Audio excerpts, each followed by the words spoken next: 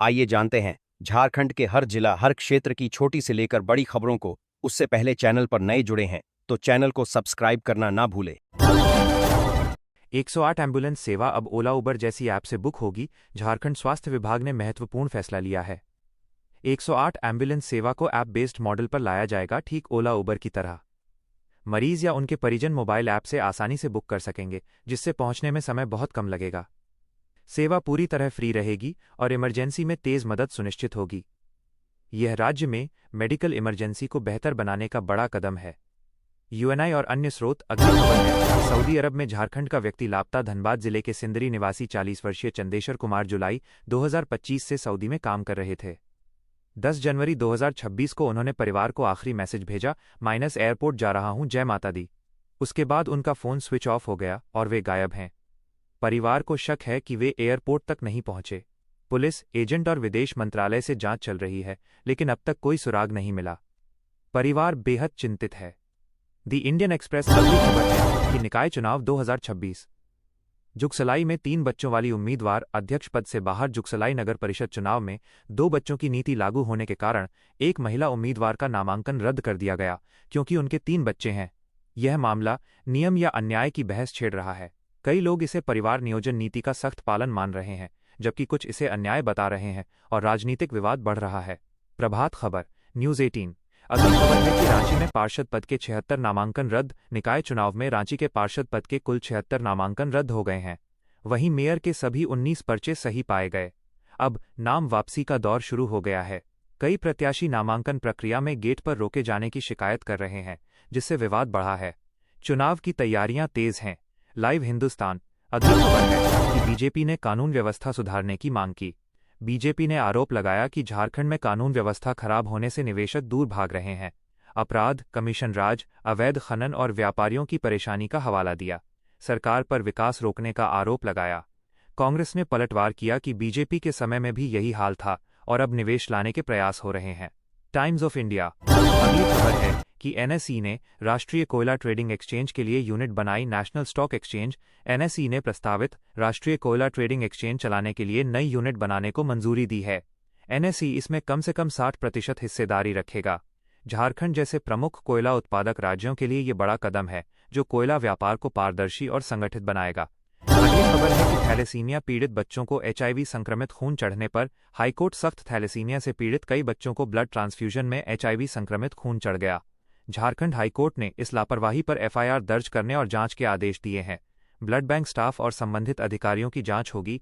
कई बच्चे प्रभावित हुए हैं। अगली खबर है कि मौसम में बदलाव, ठंड की वापसी। घना कोहरा। अगले कुछ दिनों में ठंड फिर बढ़ेगी और घना कोहरा छाएगा।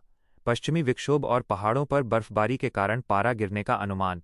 येलो अलर्ट जारी, लोगों को सतर्क रहने की सलाह। अगली खबर है कि पलामू में डायन शक में बुजुर्ग की पीट पीटकर हत्या। अंधविश्वास से जुड़ी क्रूर घटना।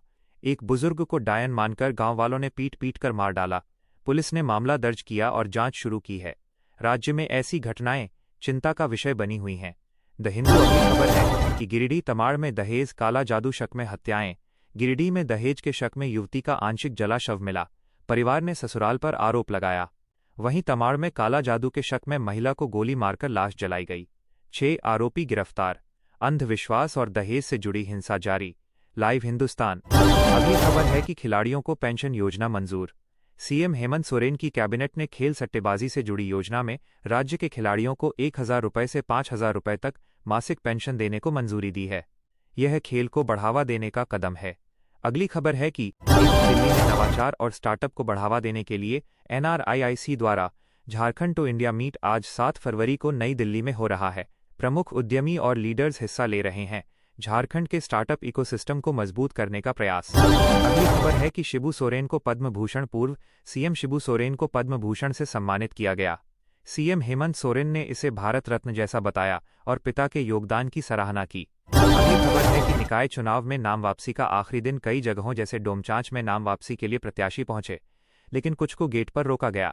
नाम वापसी आज आखिरी दिन है।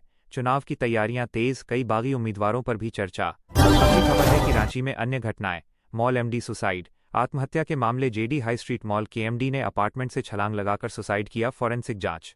साथ ही 2 युवकों ने फांसी लगाकर आत्महत्या की। जांच में प्रेमिका के भाई की हत्या का खुलासा हुआ। अगली खबर है कि ये भारत अमेरिका अंतरिम व्यापार समझौता लागू। भारत और अमेरिका के बीच अंतरिम ट्रेड फ्रेमवर्क आज से प्रभावी हो गया है। अमेरिका ने भारतीय सामानों पर लगाए गए अतिरिक्त 25% टैरिफ रूसी तेल आयात के कारण को हटा दिया और कुल टैरिफ को 18% तक कम कर दिया। पहले कुछ सेक्टर में 50% तक था। भारत ने अमेरिकी औद्योगिक सामान और कई कृषि उत्पादों जैसे सोयाबीन ऑयल, फल, नट्स, वाइन आदि पर टैरिफ कम या खत्म करने का वादा किया है। पीएम मोदी ने इसे मेक इन इंडिया और निर्यातकों के लिए बड़ा अवसर बताया, जबकि कांग्रेस ने इसे ट्रैप डील कहकर नमस्ते ट्रंप ने होडी मोदी पर जीत हासिल की जैसा तंज कसा। पीयूष गोयल ने कहा कि इससे भारतीय एमएसएमई, किसान और निर्यातकों को $30 ट्रिलियन का बाजार मिलेगा और अगले 5 साल में भारत $500 बिलियन के अमेरिकी सामान, एनर्जी, एयरक्राफ्ट पार्ट्स आदि खरीदने का इरादा जताया है। अगली खबर है कि U19 विश्व कप में भारत की रिकॉर्ड छठी जीत। भारतीय अंडर-19 टीम ने हरारे में फाइनल में इंग्लैंड को 100 रनों से हराकर छठी बार विश्व चैंपियन बनकर इतिहास रचा। ऑस्ट्रेलिया से दो ज्यादा। 14 साल के वैभव सूर्यवंशी ने 80 गेंदों में 175 रनों की विस्फोटक पारी खेली, जिससे भारत ने 411/9 का विशाल स्कोर बनाया। U19 वर्ल्ड कप नॉकआउट का सबसे बड़ा टोटल। इंग्लैंड 311 पर सिमट गई। वैभव प्लेयर ऑफ द मैच और टूर्नामेंट बने। कप्तान आयुष म्हात्रे की अगुवाई वाली टीम को पीएम मोदी और बीसीसीआई ने बधाई दी। साथ ही 7.5 करोड़ का इनाम घोषित किया गया। यह युवा क्रिकेट के लिए बड़ा प्रेरणा स्रोत है। अगली खबर है कि पीएम मोदी का 2 दिवसीय मलेशिया दौरा शुरू। प्रधानमंत्री नरेंद्र मोदी आज मलेशिया पहुंचे, जहां वे पीएम अनवर इब्राहिम से मुलाकात करेंगे। दौरा रक्षा, Dornier aircraft, submarine maintenance, SU-30 आदि, व्यापार, इनोवेशन और स्ट्रेटेजिक पार्टनरशिप पर फोकस्ड है।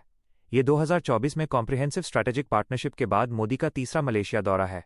MEA ने कहा कि इससे दोनों देशों के बीच डिफेंस और इकोनॉमिक टाई मजबूत होंगे। अगली खबर है कि ओला, उबर, रैपिडो ड्राइवरों की देशव्यापी हड़ताल। आज पूरे भारत में ओला, उबर और रैपिडो जैसे ऐप बेस्ड कैब ड्राइवरों ने ऑल इंडिया ब्रेकडाउन के तहत हड़ताल की। ड्राइवरों का आरोप है कि कंपनियां किराए में भारी कटौती कर रही हैं, जिससे उनकी कमाई प्रभावित हो रही है। कई शहरों में सर्विस प्रभावित हुई, यात्रियों को परेशानी हुई। संगठनों ने सरकार से हस्तक्षेप की मांग की है। साथ ही परीक्षा पे चर्चा के 9वें एडिशन में पीएम मोदी ने छात्रों से बात की, तनाव मुक्त रहने, रिवीजन और नींद के टिप्स दिए।